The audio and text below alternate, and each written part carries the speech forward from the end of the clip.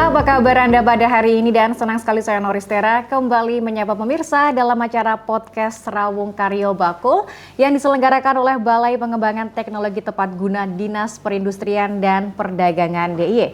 Pemirsa, kemasan adalah bahan yang digunakan untuk mewadahi dan atau membungkus suatu produk, baik yang bersentuhan langsung dengan produk maupun tidak. Fungsi utama dari kemasan adalah sebagai wadah, sebagai pelindung, dan sebagai sarana promosi dan informasi. Kemasan juga dapat berfungsi untuk melacak produk, menyegel produk, dan memudahkan konsumen untuk menggunakan produk. Lalu bagaimana manfaat kemasan yang tepat? Kita akan membahasnya dalam podcast Rawung Karyo Bakul dengan tema manfaat kemasan yang tepat. Dan sudah hadir 3 narasumber kita. Yang pertama, Kepala BPTTG Disperindak DIY Bapak Anton Raharja. Pak Anton, apa kabar? Alhamdulillah sehat, bahagia. Alhamdulillah bahagia. Terus Pak ya, matur nuwun Bapak sudah meluangkan waktunya untuk podcast hari ini. Kemudian narasumber yang kedua, anggota Komisi B DPRD DIY Pak Sigit Pribadi. Pak Sigit, apa kabar Pak? Alhamdulillah. Alhamdulillah. Matur nuwun Bapak sudah hadir pada podcast hari ini. Kemudian yang ketiga, owner Gudeg Bu Citro 1925, Mas Burhanul Akbar Pasa, yang juga selaku Ketua Asosiasi Pangan Steril DIY. Apa kabar Mas Burhan? Alhamdulillah. Alhamdulillah, matur nuwun sudah meluangkan waktunya. Dan tema kita pada hari ini, manfaat kemasan yang tepat. Sebelum kita membahas lebih lanjut bagaimana sih manfaat kemasan yang tepat, ini dari Mas Burhan selaku owner Gudeg Bu Citro mungkin bisa menjelaskan terlebih dahulu ini bidang usahanya di Gudeg Bu Citro, dan ini sudah berbentuk kemasan ya Mas ya. Mungkin boleh diceritakan bagaimana Mas, silahkan. Jadi terima kasih kesempatannya. Jadi kita memulai produk kemasan makanan itu sejak tahun 2009. Nah, kita menyebutnya dengan sistem sterilisasi pangan. Jadi makanan ini kita sterilkan dengan panas tertentu yang akhirnya nanti dia bisa awet tahan sampai 2 tahun lebih. Tapi kita klaimnya hanya 1 tahun J. Tetapi menurut riset dari BRIN kemarin bahkan 4 tahun pun masih bisa dimakan produk ini. Nah, itu produk kita. Jadi di tahun 2009 kita memulai riset bersama BRIN, akhirnya di tahun 2014 kita sudah mulai buat pabrik sendiri yang berjalan sampai sekarang. Nah, produk kita itu berbentuk seperti ini untuk kemasan kaleng namanya. Nah, kita juga sudah berinovasi nih, sudah ada kemasan pots, sudah kita riset dan sudah siap untuk diedarkan juga. Tinggal nunggu untuk izin BPOM-nya. Nah, untuk produk kita ini sudah lengkap semua perizinannya. Di sini kita sudah ada izin BPOM, kemudian ada izin HACCP juga. Kemudian ini pernah juga masuk ke Amerika, itu kita pakai izin FDA namanya, BPOM-nya Amerika, dan sudah lolos semuanya alhamdulillah. Nah, sehingga produk kita memang siap untuk diedarkan. Terima kasih. Oke, nah kalau menurut Mas Burhan sendiri nih Mas, seberapa penting sih Mas sebuah kemasan untuk produk itu sendiri? Ya, jadi kemasan itu sekarang justru menjadi prioritas utama bisnis ya. Karena kalau bisnis kita tidak bisa kita kemas, tidak bisa kita kita awetkan dengan baik, kita akan ketinggalan jauh, kita tidak akan bisa berinovasi. Karena apa? Penjualan kita pasti stuck di daerah situ saja. Tapi kalau produk kita bisa kemas dengan baik, kemudian bisa awet 1 tahun lebih, produk bisa kita jual di masyarakat yang lebih luas, bahkan bisa sampai ke mancanegara, sampai ke Eropa dan lain itu. Nah, itu yang sudah kita alami, sehingga ke depan ini bisnis makanan dalam kemasan atau instan ini itu akan menjadi tren, akan menjadi gaya hidup masyarakat modern. Sehingga kita semua harus mulai berpikir saat ini beralih di kemasan, yang dari fresh beralih ke kemasan itu. Oke, baik, terima kasih Mas Burhan. Nanti kita sambung lagi. Saya mau bertanya ke Pak Anton. Pak Anton, kalau jenis layanan kemasan yang ada di BPTTG sendiri ini apa aja ini? Iya Mbak Noris, untuk yang BPTTG sebenarnya kami layanan kemasan itu mulai kemasan primer, sekunder, dan tersier. Awalnya kami hanya sekunder dan tersier, sehingga kami yang tidak langsung berhubungan dengan makanan, kami membuat kemasan box. Kemudian juga kami mulai dari box sekunder sama tersier plus kami juga ada yang dengan aluminium foil. Kemudian kami juga ada jasa kemasan untuk desain sehingga nanti kalau misalnya Bapak Ibu atau pelaku IKM itu ternyata desainnya masih ragu-ragu ke kami bisa. Tetapi sebelum nanti ke proses produksi kami juga ada jasa konsultasi. Kami layani kalau misalnya ada Bapak Ibu pelaku atau IKM itu yang hanya tanya-tanya, boleh silakan gratis konsultasi ke kami. Sebenarnya kalau misalnya produk saya seperti ini itu kemasannya yang bagus seperti apa, warnanya apa, bentuknya bagaimana. Terus kalau misalnya saya membuat misalkan pot seperti ini, kira-kira biaya berapa? Kalau misalnya box juga harus berapa? Itu awalnya kami hanya primer sekunder tersier. Kemudian mulai tahun kemarin karena kami ada hibah yang alat pengalengan dari LIPI atau dari BRIN.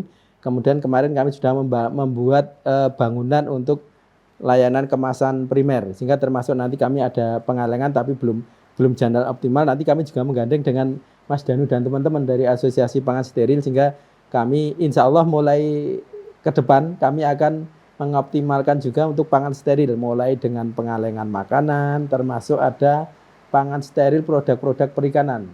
Bagaimana membuat bakso yang awalnya cuma ayam atau mungkin ikan yang masih utuh dimasukkan ke alat nanti terpisah duri dan dagingnya kemudian langsung digiling langsung keluar jadi bakso itu alatnya kami sudah ada tetapi memang belum kami optimalkan karena kami masih setting untuk peralatannya juga sehingga insya Allah ke depan kalau bicara kemasan kami ada BPT3 atau kami di Instagram dan juga di kami adalah Jogja Kemas. Jogja Kemas itu di kami. Nanti gandeng dengan APS. Mungkin itu. Jadi insya Allah paket komplit lah. Mulai konsultasi, kemasan yang kecil, kemasan agak besar, kemasan untuk pengiriman, sampai ke percetakan. Percetakan kami juga ada. Oke. Tadi Pak Anton mengatakan jenis-jenisnya tuh ada primer, sekunder, dan tersier. Itu boleh diberikan contoh nggak Pak? Yang primer bagaimana, sekunder dan tersier? Gitu, yang Pak? primer yang tempatnya Pak Danu ini, Mas Burhan ini, yang apa? Ini kan langsung berhubungan dengan makanan. Ya. Pokoknya semua kemasan yang dari kemasan ini di dalamnya langsung makanan itu namanya primer. Tetapi kalau sekunder itu di dalamnya ada dus ya. Ini karena ini ada. Nah, ini yang primer ini. Terus ini yang sekunder tersiernya nanti untuk pengiriman keluar ada dus besar ya berarti. Pokoknya yang berhubungan langsung itu namanya primer. Sedangkan yang ini kalau yang ini ya seperti ini berarti kemasan primernya plastik ini. Sekundernya yang ini. Tersiernya nanti kalau ada beberapa box dikirim keluar Jogja itu ya itu jadi tersier. Insya Allah kami ada semua. Jadi mulai dari box kecil, box besar sampai yang nanti ke depan insya Allah kami juga ada pengalengan, mudah-mudahan bisa jalan. Oke, baik, terima kasih Pak Anton. Nanti kita sambung lagi, saya mau bertanya ke Pak Sigit. Pak Sigit, kalau Bapak melihat ini Pak, pentingnya kemasan yang tepat dan sesuai regulasi untuk IKM, itu seperti apa itu Pak? Iya, jadi saat ini itu kan memang eranya kemasan, era yang praktis, era yang bisa bertahan lama. Dan sebetulnya kita juga mengapresiasi lah kepada dinas yang sudah mencoba memberikan beberapa hal kemudahan baik mulai dari desain sampai ke nanti percetakan. Cuma kan mungkin yang saat ini perlu ditindaklanjuti adalah bagaimana ini sampai ke IKM, sampai kepada UMKM yang ada di Jogja itu. Mereka tahu kalau ada fasilitas yang diberikan oleh dinas. Itu yang perlu mungkin sosialisasi lebih banyak karena mereka tidak akan pernah bisa bersaing dengan yang besar-besar, termasuk mungkin dengan Mas Anu pun sudah tidak mampu. Tapi bagaimanapun juga kita tetap berharap masyarakat itu bisa untuk memperoleh fasilitas itu dan bisa menggunakannya. Bukan masalah persoalan gajah atau semut, tapi semua mempunyai hak yang sama untuk bisa melakukan itu. Dan menurut saya itu persaingan yang sehat juga yang bisa dilakukan gitu loh. Karena tidak mungkin gajah menguasai pasarnya, semut menguasai pasarnya gajah itu kan nggak mungkin juga. Tapi kan bagaimana semuanya punya hak dan punya peluang untuk bisa mendapatkan fasilitas berupa kemasan itu yang sudah diberikan oleh dinas. Oke, baik, terima kasih Pak Sigit. Nanti kita sambung lagi. Saya mau bertanya ke Mas Burhan. Mas Burhan, apa sih Mas yang perlu diperhatikan itu dalam mengemas suatu produk supaya tepat guna ini? Apa yang perlu diperhatikan, Mas? Silakan. Yang paling utama perlu diperhatikan pasti prosesnya ya.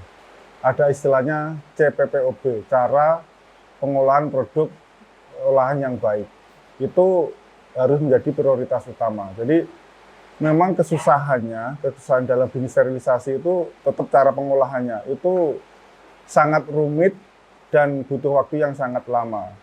Nah, tidak semua UKM akan mampu mencapai ke titik itu. Itu selalu menjadi kendala. Tetapi nanti harapannya dengan adanya bantuan dari pemerintah, dari Disperindak yang sekarang ada mesin alat sterilisasi itu bisa mempermudah proses itu. Jadi tahapannya nanti mulai dari pra-riset, riset, sampai dengan sterilisasi, sampai dengan keluar izin edar BPOM, itu bisa terakomodir dengan baik. Tujuannya di situ.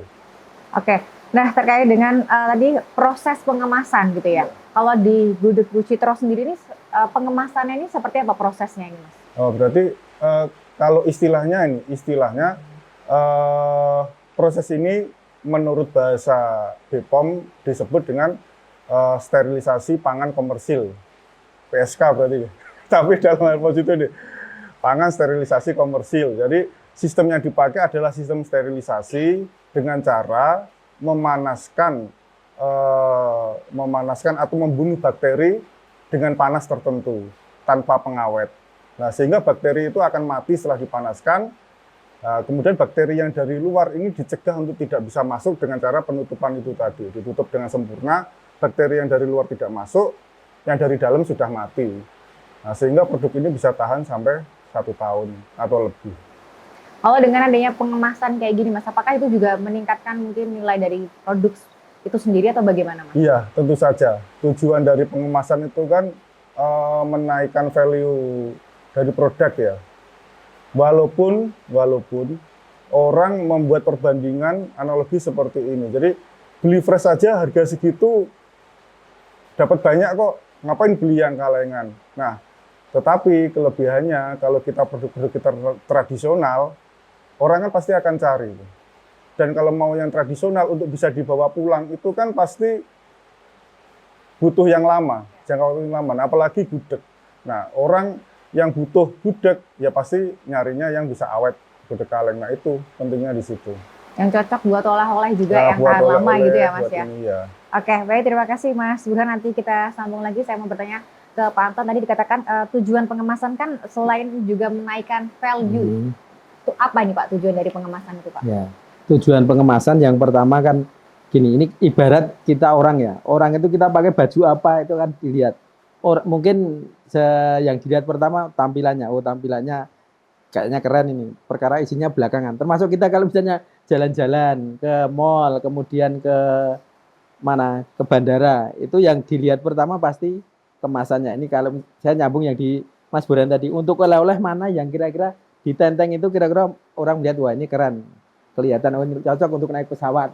Cocok untuk jangan sampai kemasan itu berarti ini kan untuk meningkatkan apa ya? Yang pertama meningkatkan value, yang kedua meningkatkan pangsa pasarnya juga. Kalau misalnya gudeg sini misalnya, gudeg itu kalau misalnya masih hanya kuali atau mungkin kemasannya agak kotor itu mungkin orang untuk mau naik pesawat mungkin sama kru pesawat juga nggak boleh. Ini termasuk misalnya yang jelas sekali durian. Iya. Durian itu pasti nggak boleh karena baunya satu Ya, ruang. Pak, Nah, tapi kalau nanti ada kemasan yang benar-benar di situ bisa mensterilkan pangan dan juga bisa menetralisir bau, mungkin itu juga bisa dibawa kemana-mana. Dan yang kedua fungsinya untuk penyebarluasan pasar. Pasarnya pasti luas. Kemudian juga tadi dengan kemasan yang bagus akan lebih awet. Saya pengalaman saya sendiri waktu saya kemarin istri saya kuliah di Jepang, saya ke sana, saya beli gudeg kaleng itu mungkin kira-kira yang cukup untuk sebulan. Karena saya tidak yakin di sana itu makanannya non BAB atau tidak, maksudnya secara Islam ini layak atau tidak, sehingga kami daripada ragu-ragu saya waktu itu beli gudeg Bu Citro yang kaleng itu saya beli berapa itu sampai 50-an. Satu koper itu isinya gudeg sama terasi gitu. Karena yakin ini awet dan ini insya Allah halal. Ya, itu kan. Kemudian yang kedua, dengan kemasan ini juga nanti tampilannya itu akan menarik orang.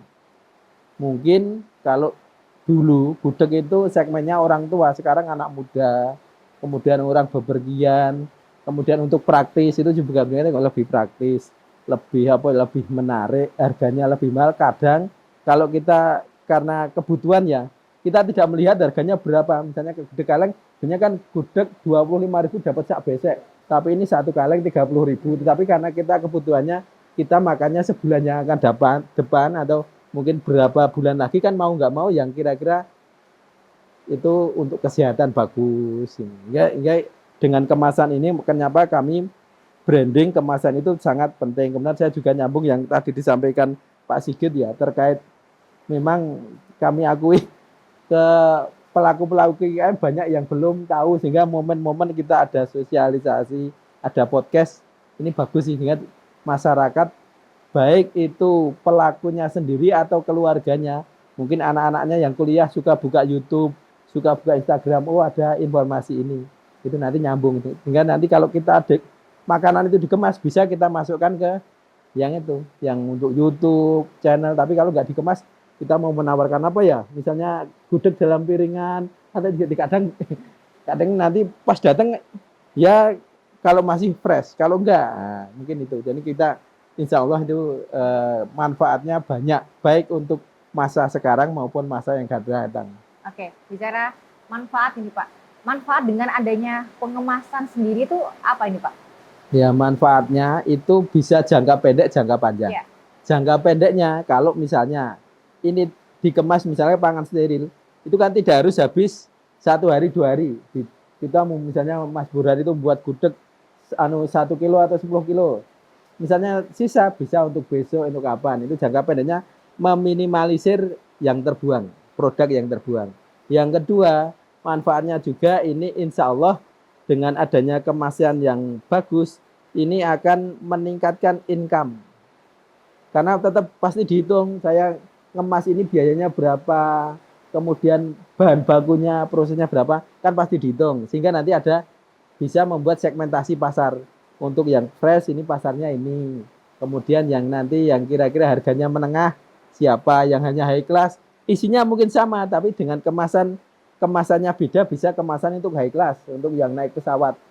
Ini kita buat kemasan sederhana untuk ya menengah ke bawah. Artinya kita buat kemasan yang jadul, tetapi sangat dibutuhkan. Mungkin nanti ada kemasan ke depan, mungkin ada kemasan-kemasan yang nuansanya alami juga bisa. Oke. Jadi insya Allah kita juga bisa memanfaatkan potensi yang ada. Oke, baik, terima kasih Pak Anton. Nanti kita sambung lagi, saya mau bertanya ke Pak Sigit. Kalau menurut Pak Sigit ini Pak, keunggulan dengan adanya kemasan untuk suatu produk ini apa ini Pak keunggulannya? Ya jelas banyak untungnya loh, jelas banyak unggulnya. Karena apalagi kalau ini benar-benar bisa diakses oleh para UMKM kecil di daerah, di wilayah. Karena rata-rata kendala itu kan kemasan. Di tempat saya itu kan banyak penjual sabun, banyak penjual emping, tapi dengan tidak dikemas yo, tingkat penjualannya dan yang berminat juga sedikit. Karena juga ketika mau memasarkan tanpa kemasan itu kan juga sulit. Apalagi di era digital ini kan ketika mau melakukan apa ya istilahnya promosi itu kan lewat digital. Ketika tidak ada kemasannya kan yo akan kesulitan untuk melakukan promosi. Makanya emang kemasan ini sangat diperlukan bagi para UMKM kecil untuk bisa meningkatkan paling tidak kan jangkauan pasar mereka jadi meningkat dengan ini. Entah nanti bisa jadi menarik, karena sekarang itu kan apa-apa yang penting menarik dulu. Persoalan isi itu kan nomor 2 lah. Walaupun nanti ketika sudah merasakan baru oh ternyata enak gudeg Bu Citro dalam kemasan daripada gudeg Pak Sigit dalam kemasan, itu kan nanti setelah dicoba. Tapi kan yang penting sekarang kemasannya dulu. Ketika kemasan menarik, nah yang dibeli sekarang kemana kemasannya?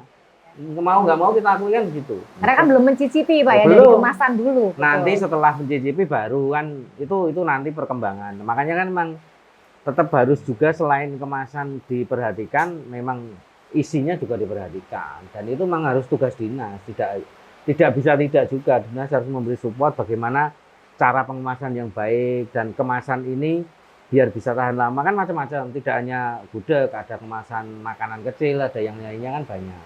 Sehingga edukasi itu penting dilakukan. Kalau mau UMKM itu bersaing dalam tanda kutip bisa ikut dalam pasar global, semuanya bisa mengakses. Karena kalau sekarang kalau sekedar hanya dikasih plastik hitam, belimpeng sekilo 2 kilo kan yo tidak menarik. Bahkan kita lihat juga contohnya yang di Wonogiri. Itu kan dulu mete itu kan hampir orang tidak kenal, tapi ketika kemasannya lumayan bagus, terus bermain di medsos yang luar biasa, orang pada kenal. Nah, mete itu Wonogiri. Padahal di Jogja juga banyak dusun-dusun atau desa-desa yang mempunyai spesifik dalam pengolahan makanan. Kayak peyek mbok tupo atau di sekitar di Bantul itu ada di sepanjang Jalan Parangtritis itu kan ada namanya lele itu, yang lele anu itu. Itu kan juga kemasannya sekarang biasa. Tapi ketika nanti dikemas sedemikian rupa sampai di kayak gituan bisa dibawa kemana, bisa lama, itu kan juga meningkatkan hasil dan mereka juga akan tambah berkembang. Intinya itu. Karena kita mau nggak mau itu tetap kepinginnya ya masyarakat semua bisa mengakses apapun itu dari pemerintah dan bisa memanfaatkan sebaik mungkin apa yang diberikan oleh pemerintah. Jadi mungkin memang PR dinas untuk semakin gencar mensosialisasikan bahwa ada inilah, kita kasih desain gratis, kita kasih coba nanti kemasannya, kita kasih bimbingan, itu kan perlu. Karena nek tidak bubar wae dinasnya kan. Tujuannya kan semua untuk masyarakat, untuk kesejahteraan masyarakat. Oke, baik. Terima kasih Pak Sigit. Mungkin Pak Anton mau menanggapi tadi tugasnya dinas untuk mensosialisasikan. Silakan. Memang salah satu tugas kami, tupoksi kami kan inovasi, rekayasa, termasuk sosialisasi, edukasi, promosi ya gitu. Ya, terkait dengan ini, kami hubungannya dengan sosialisasi ini, kalau orang pesan kemasan, kalau misalnya itu di order di tempat tertentu kan harus ada minimal order 500.000. Kalau di kami, insya Allah sekarang cuma untuk promosi pesan cuma 1, 2, 5 kami layani. Harganya kami tidak membedakan antara nah, masalahnya kan masyarakat tidak pada tahu kalau ada fasilitas itu gitu. Dan kami ya memang benar, kita ada fasilitas, misalnya ada UKM pemula yang dia ingin packing tapi hanya untuk promosi di mana butuhnya 5, 10, insya Allah kami layani. Harganya periziannya sama dengan pesan 500.000 karena kami memang kemarin alhamdulillah difasilitasi tahun kemarin dan tahun ini kami ada mesin cutting stiker, mesin untuk kemasan yang bisa kecil. Kalau dulu kami hanya punya mesin pon yang memang kapasitas harus besar supaya efisien efektif. Kalau sekarang kita ada mesin cetak yang bisa mencetak bijian. Itu salah satu kami. Kemudian kemarin kami dengan Pak Sigit dan teman-teman yang di Dewan memang diminta ada, kalau misalnya sosialisasi, ada istilahnya gratis untuk sampel packing. Kami juga sudah mengajukan untuk nanti misalnya ada sosialisasi, kini ada gratis untuk sampel packaging kemasan. Itu dengan nanti ada untuk promo. Tapi mudah-mudahan di ACC. Kayaknya kalau untuk masyarakat biasanya dari Dewan itu boleh gitu. Asal ada buktinya. Tapi hingga nanti kami mungkin ke depan memang gencar sosialisasi, promosi, termasuk kami di tahun ini ada 2, kami ada untuk promosi ini kami juga membuat ruang podcast dengan peralatannya. Itu kami ada 2 tempat, yang satu di unit kemasan Jogja Kemas yang di Jalan Solo di Komplek Hayarta. Kami satu lagi di Manding di sana memang untuk sentra kulit, tapi bisa juga untuk nanti untuk promosi kemasan kami ada ruang podcast, ada studio podcast, termasuk nanti kalau misalnya teman-teman IKM atau anaknya yang masih muda-muda tertarik dengan podcast di sana, kami siapkan juga, termasuk nanti ada ruang kafe untuk ngobrol-ngobrol santai di pinggir sungai. Luar biasa. Tapi itu insya Allah jadinya sekarang baru proses pembangunan. Jadi mudah-mudahan dekat dalamnya Pak Sigit nanti bisa sesekali sewan ke sana, termasuk packing sepatu, itu packingnya harus seperti apa, insya Allah juga bisa. Kemasannya tidak harus makanan, semua produk kami layani untuk packing. Memang yang khusus makanan kan packing steril ya, yang nanti kami kerjasama dengan Asosiasi Pangan Steril, tapi kemasan di luar makanan pun kami layani. Mau packing sepatu, mau packing meja kecil atau apa, itu kan karton juga. Ini insya Allah juga bisa. Promosinya kita kalau bisa menggandeng semua pihak. IG kami juga kami gencarkan, dari Bu Kepala Dinas kemarin menyampaikan setiap hari harus ada memfollow IG maupun di web, itu harus ada, setiap hari harus ada inovasi yang diupload. Termasuk untuk promosi itu kami menggandeng beberapa, karena keterbatasan SDM kami, saya menggandeng PKL dari SMK yang jurusan IT. Kami juga menerima mereka, kami minta membuat untuk bahan-bahan promosi. Kemudian dari perguruan tinggi juga kami libatkan untuk nanti promosi ke teman-teman perguruan tinggi, sehingga di kami tenaga yang mahasiswa itu banyak. Tidak kami bayar, tapi mereka riset, kami fasilitasi tempat, bimbingan. Ya mungkin itu model kami. Karena pemerintah itu terbatas anggarannya, berarti bagaimana caranya ubah, karena Jogja pusat perguruan tinggi, pusat akademis, kami gandeng itu. Insya Allah gitu Mbak Nuris. Oke, saya mau bertanya ke Mas Burhan. Mas Burhan, kalau kendalanya terkait mungkin dengan pengemasan atau yang lainnya ini seperti apa ini Mas kalau kendalanya? Ini yang saya alami saat pertama kali riset. Kalau dulu saat riset, formulasi ini baru ditemukan setelah 2 tahun riset. Sekarang dengan berbagai macam fasilitas dan tenaga bantu yang ada, cukup sebulan sudah selesai riset. Bahkan ada yang 2 minggu, bahkan ada yang 1 minggu sudah bisa selesai. Nah, tetapi kendalanya untuk melakukan riset itu biayanya ya cukup lumayan. Karena yang kita terapkan untuk riset itu adalah standar BPOM, aturan BPOM. Nah, BPOM mempunyai standar itu yang cukup tinggi untuk keamanan pangan. Karena ini masuk dalam pangan resiko tinggi. Hampir sama standarnya dengan kita ngurus HACCP. Jadi begitu kita masuk ke dunia ini, pasti itu nanti akan ngurus dapurnya harus direnovasi sesuai standar BPOM. Nanti pengalengannya juga harus direnovasi dengan standar BPOM.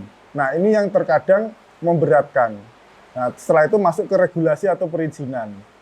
Nah regulasi atau perizinan itu juga lama juga prosesnya. Nah, baik itu nanti izin di pemerintah daerahnya maupun di Balai POM maupun izin yang lain di OSS itu juga kebanyakan UKM itu belum siap dengan yang seperti itu, sehingga teknologi ini tidak semua UKM bisa mampu menerima. Mereka mau tapi belum tentu mampu mengelola sterilisasi ini. Nah kendalanya lagi adalah di pasar. Nah ini pengalaman saya bersinergi dengan BPOM dan BRIN. BRIN sebagai riset, saya pemilik sarana prasarana, kemudian BPOM yang percepatan izin edar. Nah dari sinergi ini pendampingan ada 100 UKM yang masuk, itu free untuk biaya risetnya. Nah dari 100 UKM ini 50-an itu terbit izin edar BPOM.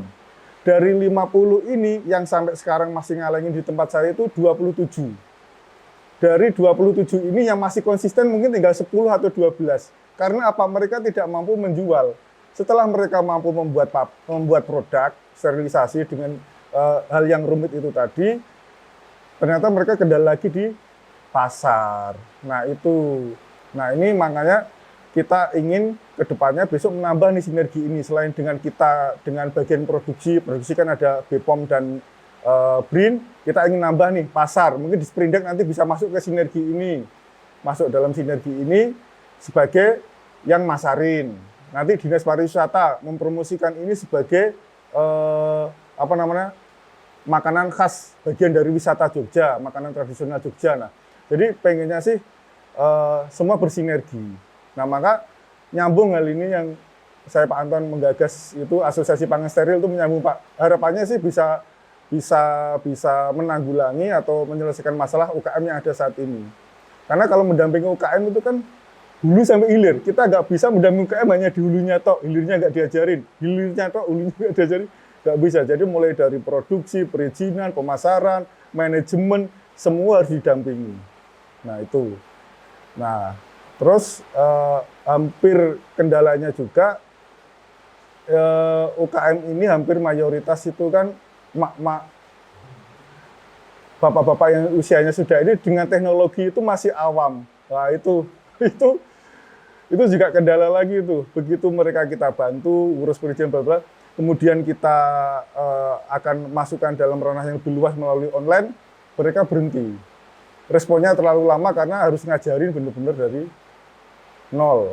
Nah itu. Nah dan juga kebanyakan juga UKM sekarang itu penerusnya kan dari ibu-ibunya itu anak-anaknya jarang yang mau meneruskan ya. Kendala juga nih. Pengusaha-pengusaha muda itu berpikirnya sekarang harus bisa melanjutkan usaha orang tuanya, itu penting sekali. Karena di sisi teknologi sekarang yang muda-muda ini yang harus banyak bergerak gitu ya. Oke, bicara soal sinergi. Nah, sinergi selama ini yang sudah dilakukan baik dengan Pemda maupun dengan dinas ini, apa ini sinerginya nih Mas? Jadi sinergi ini adalah sinergi untuk membantu percepatan izin edar. Jadi supaya UKM ini segera bisa punya produk yang bisa dijual. Gitu. Produk itu supaya cepat dijual ini gimana? Tidak melalui proses yang lama. Misalnya saya sebagai pemilik sarana prasarana pabrik. BRIN sebagai yang melakukan riset. Kemudian BPOM yang mempercepat izin penjualannya, izin edarnya. Nah itu. Nah kemarin sudah kita terapkan, UKM-UKM itu pada ke tempat kita, kemudian sama BRIN diriset semua produk itu. Setelah diriset, hasil risetnya diproses oleh BPOM. Di BPOM langsung keluar izin edar. Hampir rata-rata yang biasanya kita proses izin BPOM itu 6 sampai 1 tahun, itu bisa selesai satu produk 1 bulan. Jadi 1 bulan itu bisa menyelesaikan banyak sekali produk.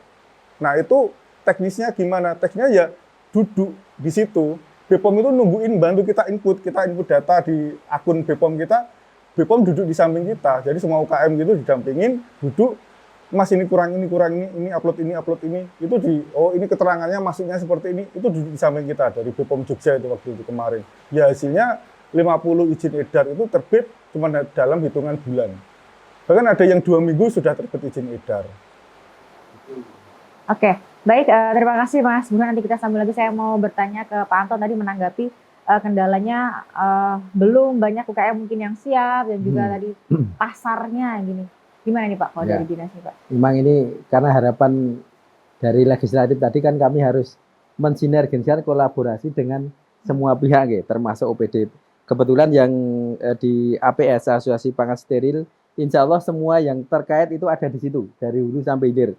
Karena anggota Asosiasi Pangan Steril itu ada pelaku usaha, ada IKM, ada Balai POM, ada BRIN, ada akademisi dari UGM. Kemudian ada OPD terkait termasuk kami dari sisi produksi, kemudian dari bidang perdagangan luar negeri ada, dalam negeri ada, termasuk dari sisi produksi yang dari Dinas Perikanan, Dinas Pertanian, kemudian dari pemegang kebijakan dari biro ada. Insya Allah nanti kalau kita bisa menghidupkan Asosiasi Pangan Steril, itu masalah kendala yang terkait perizinan dan lain-lain bisa kita pangkas nanti kalau duduk satu meja di situ. Itu yang pertama itu.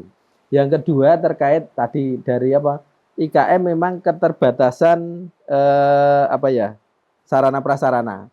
Itu makanya kita fasilitasi kalau tadi kemarin kan maklon di tempatnya Mas Burhan ya di Gede Burito. Nanti kami yang di Pengalengan itu pun bisa maklon, bahkan itu kapasitas terbesar di Indonesia karena 10.000 kaleng itu terbesar di Indonesia. Dan kemarin sebenarnya Mas Burhan sudah inisiasi mau pemasaran untuk umroh ya. Iya, umroh haji. Nanti kalau itu sudah jalan, nanti untuk misalnya umroh haji itu di situ ada makanan khas Jogja, entah itu gudeg, entah itu ikan asap, entah itu lele, nanti bisa kita dengan asal produknya dari pelaku-pelaku IKM yang tergabung di APS. APS itu memang satu-satunya ini baru terbentuk di Jogja, di Indonesia belum ada. Ini baru inisiasi di Jogja, makanya anggotanya mungkin ada Jogja, ada Purworejo sedikit, ada yang dari Klaten, mungkin nanti Jogja dan sekitarnya, tapi kami mengutamakan Jogja itu yang kedua yang karena Sarpras. Yang ketiga yang terkait SDM. Terkait dengan SDM ini, makanya kami di dinas, meskipun itu bukan di balai kami, tetapi kami kan bidangnya ada bidang SDI, sumber daya industri, termasuk pengembangan sarana prasarana, kami ada pelatihan-pelatihan, mulai dari sertifikasi halal, pelatihan termasuk izin, SIUP, kemudian semua perizinan kami ada pelatihannya banyak. Meskipun sumber anggarannya dari Pak Sigit dan teman-teman karena biasanya dari beliau-beliaunya ini loh ada pelatihan banyak, ini langsung dibagi nanti untuk IKM A, B, C itu dari sisi SDM. Kemudian dari sisi pemasaran. Dari sisi pemasaran kami memang di bidang, kalau di dalam negeri memang seperti yang sekarang event di Jakarta untuk Pekan Raya Jakarta. PRJ kami juga menggandeng mengkurasi IKM di Jogja, baik itu IKM pangan maupun non pangan untuk ikut. Kemudian untuk yang termasuk pameran Kria, pameran Nusantara itu di dalam negeri, yang perdagangan luar negeri kami juga menggandeng eksportir, termasuk ada asosiasi eksportir, kami juga ada fasilitasi pendampingan untuk siap ekspor. Tetapi ini nanti ke depan, biasanya dalam negeri dulu siap, izinnya komplit, seperti tempatnya Mas Burhan sudah komplit, baru nanti kita gandeng untuk pendampingan ekspor. Sehingga insya Allah dari hulu ke hilir nanti bisa kita sambungkan, termasuk tadi yang untuk paket-paket wisata, itu untuk mungkin nanti kami juga menggandeng dengan Dinas Pariwisata dan pelaku pariwisata. Nanti siapa tahu ke depan ada paket khusus kunjungan untuk sentra gudeg, untuk sentra lele, untuk sentra bakpia atau apa, itu nanti masuk ke paket, itu mungkin ke depannya bisa lah, karena Jogja itu kecil tetapi istimewa kok, semua bisa kan, asal itu tergandeng semua, mungkin gitu Mbak. Oke, baik, terima kasih Pak Anton. Nanti kita sambung lagi, saya mau bertanya ke Pak Sigit. Tadi dikatakan banyak keluhan-keluhan kendala seperti tadi belum banyaknya UKM yang siap, dan juga tadi sinergi percepatan izin edar gitu Pak ya. Nah kalau dari Dewan sendiri Pak, upayanya untuk menanggulangi kendala-kendala tadi yang dikeluhkan itu bagaimana tuh Pak? Ya emang kenyataannya yang terjadi kan begitu. Jadi emang rata-rata yang muda itu tidak tertarik dalam urusan ini. Sementara ketika yang tua tidak mampu untuk mengikuti perkembangan teknologi. Tapi itu real yang terjadi. Dan sementara di era digitalisasi ini mau nggak mau itu yang berperan yang muda. Dan sosok-sosok kayak Mas Burhan ini seharusnya sering ditampilkan bahwa ada anak muda itu yang bisa jadi gajah ketika posisi muda itu loh, masih bisa sukses di posisi muda itu loh. Karena itu kan jadi daya tarik buat anak-anak muda untuk ikut bergelut gitu. Tetap semua harus dari kecil, nggak bisa dari langsung jadi besar, itu kan nggak bisa. Sehingga memang perlu juga ada pembelajaran dan juga istilahnya bagi anak-anak yang mungkin jadi pengusaha makanan itu mau nggak mau memang harus ikut membantu orang tuanya. Dan kita dorong itu, karena di beberapa tempat itu memang kejadian itu karena orang tuanya dolanan WA ra iso gitu. Apalagi suruh ngupload neng TikTok atau yang lainnya kan akan sangat sulit. Sehingga memang dibutuhkan anak yang mau peduli dengan apa yang dikerjakan orang tua itu. Dan bahkan sebenarnya kita menyarankan juga untuk dinas itu memberikan fasilitas bahwa ada media itu, ada media yang untuk mereka bisa berpromosi dengan hal itu loh. Untuk sisi pemasarannya itu loh, sehingga naik yang besar-besar gampang, tinggal ngundang food blogger datang sudah nanti viral kan begitu gampang. Sebenarnya kan bisnis makanan itu mungkin lebih paham beliau karena di bidang itu. Tapi menurut kita yang dari kacamata awam dalam artian yang kita amati itu kan sebetulnya yang penting viral. Asal viral itu kan mesti jalan dulu, gitu. Mesti jalan. Nah, mau di pinggir laut atau di tengah dusun atau dimanapun, kalau viral orang mesti ke situ. Gitu. Dan itu sebetulnya dibutuhkan, dan itu tidak mungkin oleh orang tua yang melakukan, tapi anak muda yang mau peduli. Gitu. Sehingga kemarin kan juga kita mendorong dari beberapa sivitas akademika untuk membantu melakukan pendampingan itu. Gitu. Kita dorong, berikan yang terbaik buat masyarakat, karena kita itu kan pelayan, kita mau nggak mau kan hanya melayani masyarakat, sehingga rugi itu biasa, tapi ojo rugi digawe rugi. Tapi memang karena kita mencoba memfasilitasi masyarakat, sehingga ada hal yang harus kita keluarkan, itu nggak masalah kan gitu. Tapi benar-benar ada efek atau dampak yang diterima oleh masyarakat. Memang ini ada beberapa yang mengakses, tapi sebagian besar saya ngobrol-ngobrol itu memang agak ngerti. Kemarin setelah pelatihan, ternyata ono iki Mas, ono iki. Ternyata ada pelatihan tentang bagaimana cara pengemasan, baru pelatihan tentang bagaimana cara promosi itu kan ada. Cuma kan karena memang keterbatasan dinas juga, alasannya dinas loh maksudnya. Keterbatasan dinas juga sehingga akhirnya tidak banyak. Cuma emang Jogja itu kecil, tapi istimewa karena apapun ada di Jogja. Dan Jogja ini menjadi besar dari zaman dulu itu kan dari sisi perdagangan. Sejarah itu tidak bisa kita pungkiri bahwa sejarah itu dulu Jogja ini kan kerajaan yang besar dari Mataram, dan itu bukan karena sisi pertanian dan yang lainnya, tapi perdagangan. Kita jadi kaya raya itu karena perdagangan.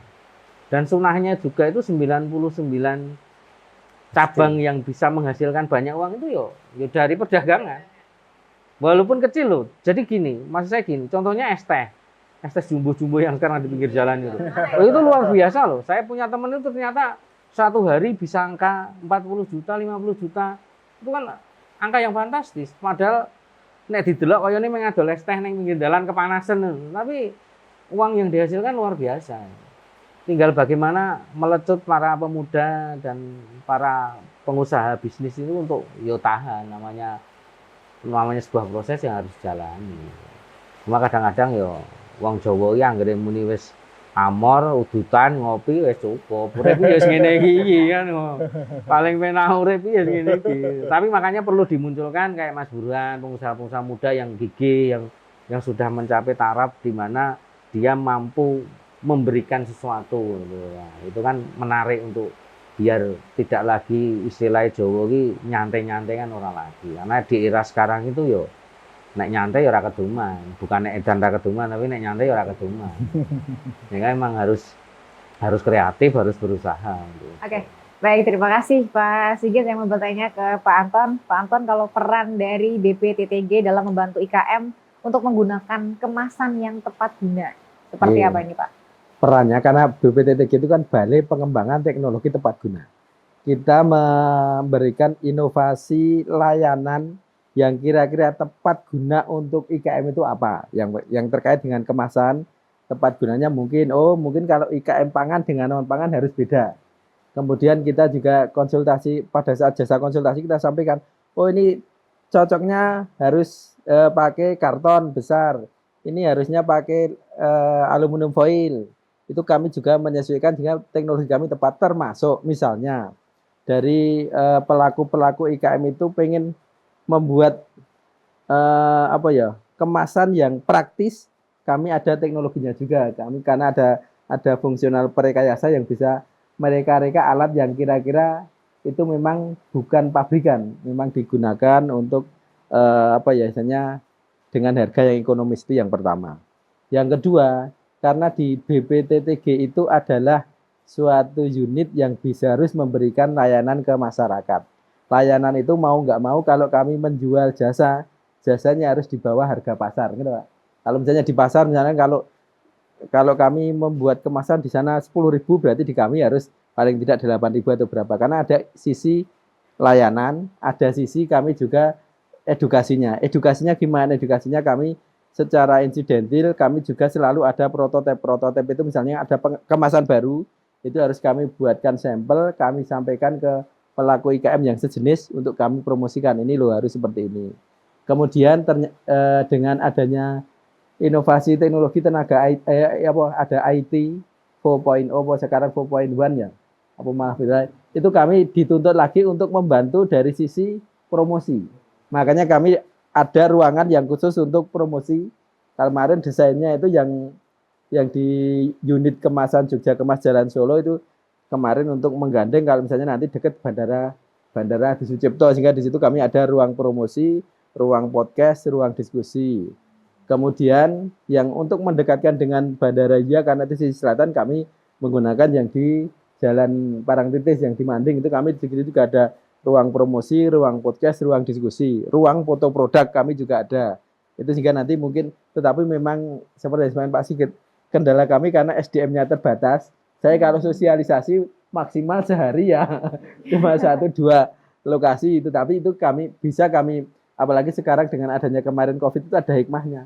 Sekarang bisa hybrid, bisa dengan online. Ya, kami kadang sekarang kalau model promosinya kami hybrid, kadang online dan tatap muka, sehingga pesertanya mungkin karena keterbatasan semuanya yang diundang fisik hanya 10 atau 20, tapi yang lain kita buka online. Itu nanti harapan kami bisa membantu dari sisi produksi, dari sisi edukasi, sampai dari sisi promosi. Termasuk karena kami pemerintah mau nggak mau itu harus bisa menjembatani untuk kolaborasi sinergi dengan semua pihak.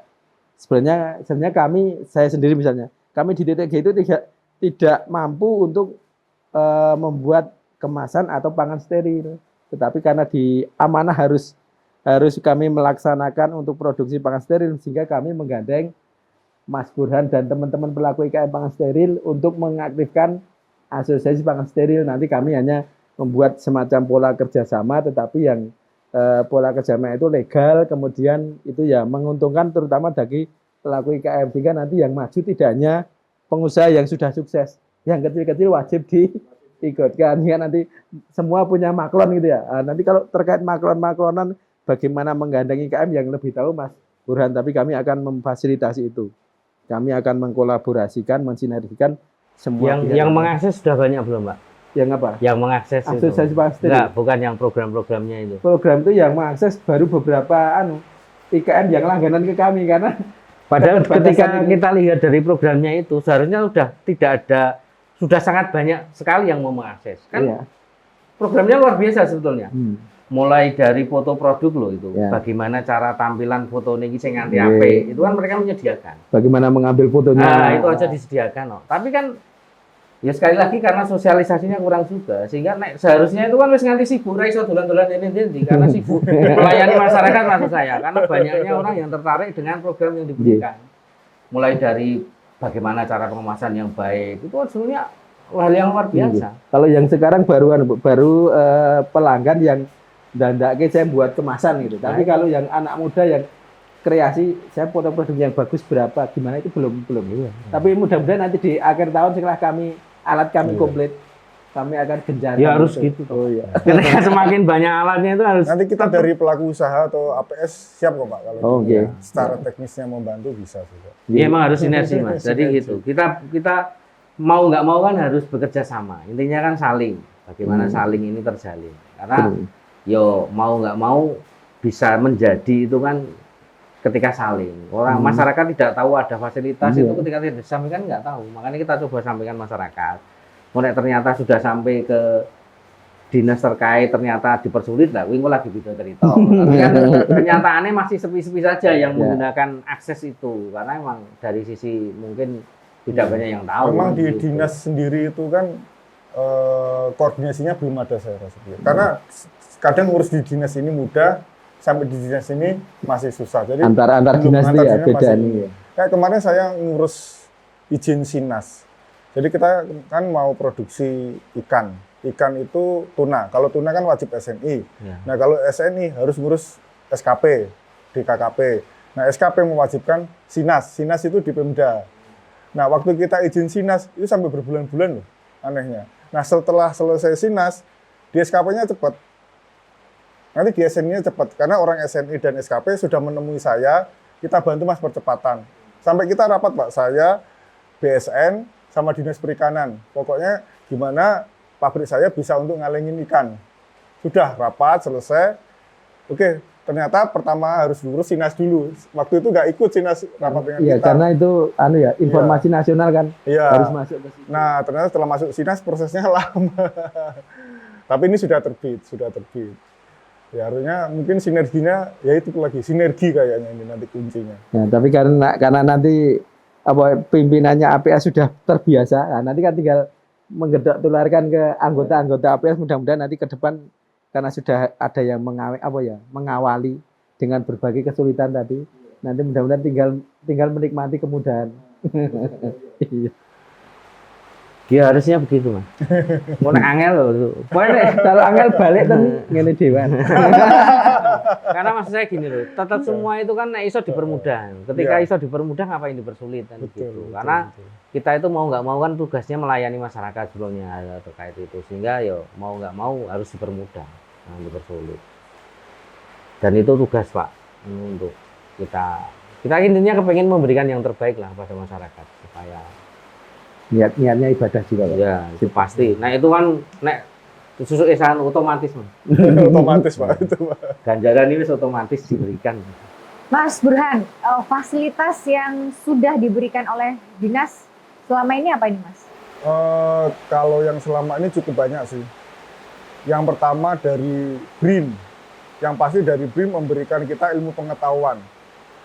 Kemudian alih teknologi.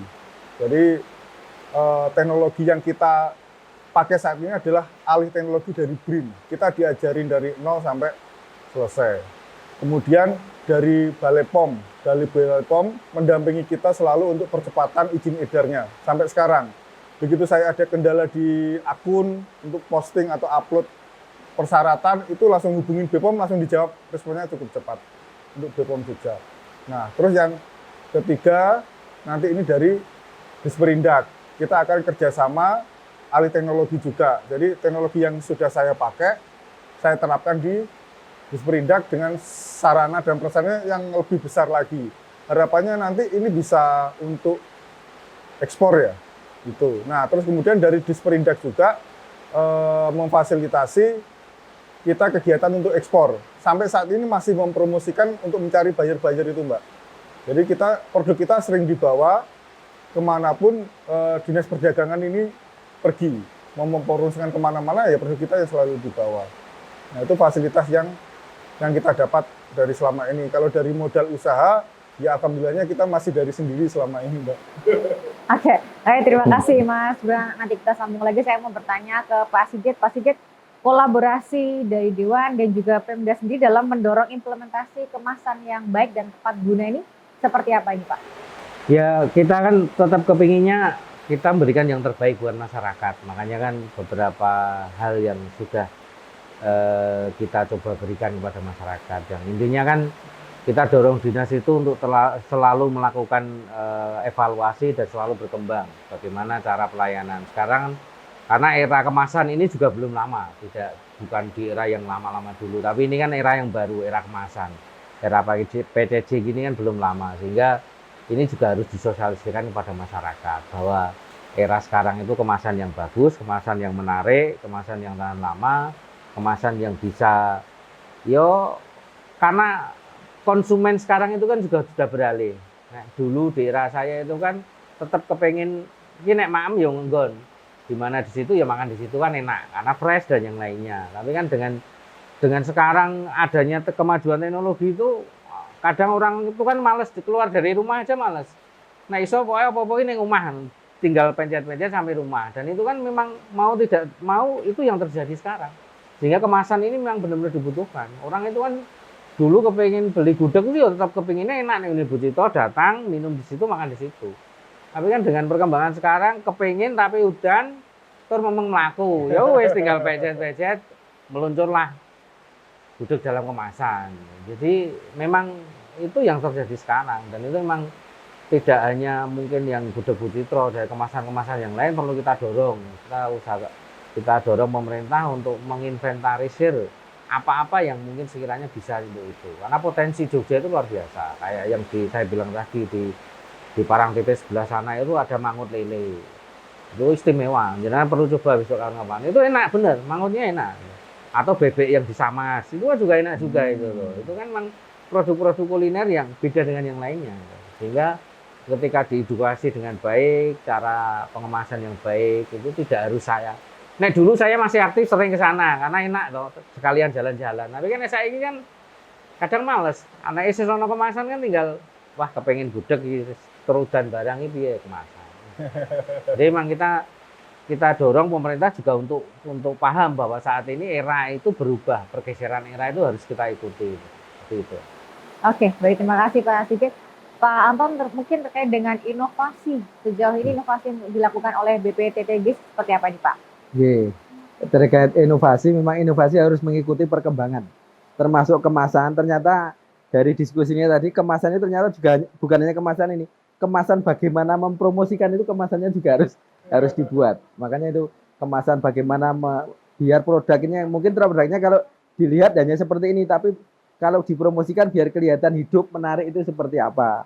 Mungkin nanti yang megang harus cantik, yang megang harus ganteng. Itu kemasan nanti mungkin ke depan kami juga inovasinya untuk kemasan baik produk sendiri. Tadi kan cuma primer, sekunder, tersier. Ke depan inovasinya mungkin kami kemasan untuk promosi harus seperti apa. Karena kami ada nanti layanan untuk promosi. Sehingga kemasan itu baik di sisi produksi, konsumsi, insya Allah kami akan menyesuaikannya. Menyesuaikan sehingga nantinya dengan mungkin produknya sama, seperti yang saya sampaikan di awal, produknya sama, tapi kita bisa menyasar semua segmentasi pasar. Pasar lokal kita masuk, pasar tradisional masuk, pasar anak muda kita masuk, pasar internasional kita masuk, dengan nanti konsep desain kemasannya disesuaikan. Karena kebutuhan orang Eropa dengan orang sini beda. Dengan orang Arab yang notabene di sana untuk ibadah juga beda. Mungkin produk aslinya sama gudeg, tetapi yang di Eropa harus gimana. Kalau yang di Arab jelas harus ada halal. Dan kemasannya juga, mungkin yang promosi juga beda. Itu nanti kemasan kami inovasinya dari sisi teknologi maupun dari sisi benda maupun tak ada benda. Kelihatan maupun tidak kelihatan. Tapi tidak kelihatan yang menarik, bukan yang enggak menarik. Kita coba kami inovasinya kami sesuaikan untuk semuanya. Kebetulan kami juga ada teman-teman yang khusus untuk desain, itu juga insya Allah nanti ke depan kami juga mengusulkan itu, meskipun sekarang belum ada yang khusus desain karena itu masih dirangkap dengan teman di produksi, sehingga tetapi kami juga akan menggandeng dengan PDIN, Pusat Desain Industri Nasional, yang di Terban. Di sana juga ahli-ahli desain, sehingga nanti mudah-mudahan inovasinya itu bisa gandeng semuanya. Mungkin itu, Mbak. Oke, baik, terima kasih Pak Anton. Saya mau bertanya ke Mas Burhan. Dukungan atau mungkin apa yang paling dibutuhkan ini oleh para IKM sendiri ini seperti apa ini, Mas? Ini untuk gini, kalau yang dibutuhkan UKM saat ini, kalau dari sisi dari pemerintahan, yang pasti supporting sarana prasarana itu tadi dan pendampingan. Nah, kalau dari sisi UKM-nya sendiri ya harus ada kemauan yang kuat. Karena apa? Selama ini yang saya dampingin UKM itu rata-rata putus di tengah jalan.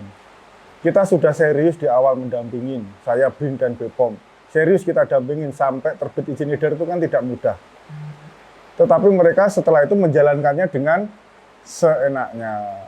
Nah, mungkin nanti saat kita akan melakukan pendampingan yang banyak, untuk UKM yang banyak, harus ada kurasi nih Pak. Tetap kita seleksi mana pengusaha yang sungguh-sungguh sama hanya yang main-main. Karena kalau main-main, kita sudah effortnya tinggi, keluar biaya dan tenaga banyak, mereka malah nggak meresponnya. Itu dari kemauan dari UKM itu sangat penting sekali.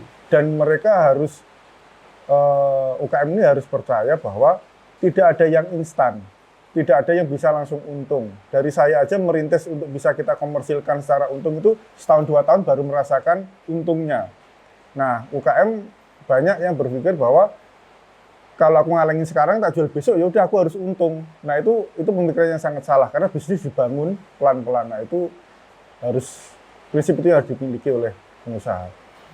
Nah kalau dari pemerintahan itu tadi support sarana dan prasarananya itu supaya bisa memadai. Itu yang karena UKM pasti kalahnya bersaing dengan industri besar, sarana prasarananya tidak memiliki itu. Gitu. Oke, baik, terima kasih. Mas Burhan, saya mau bertanya ke Pak Sigit. Nah, kalau dari Dewan sendiri Pak, upayanya seperti apa sih Pak mungkin untuk meningkatkan penjualan produk sendiri melalui kemasan ini Pak? Silahkan Pak Sigit. Jadi kan memang kita juga sebetulnya melihat juga pemerintah yo sebetulnya serius dalam tanda kutip, banyak hal yang diberikan fasilitasnya. Bahkan kita tahu juga ada ekspor juga, dalam artian mempermudah ekspor, bahkan digratisi, ekspor sampel itu kan digratisi.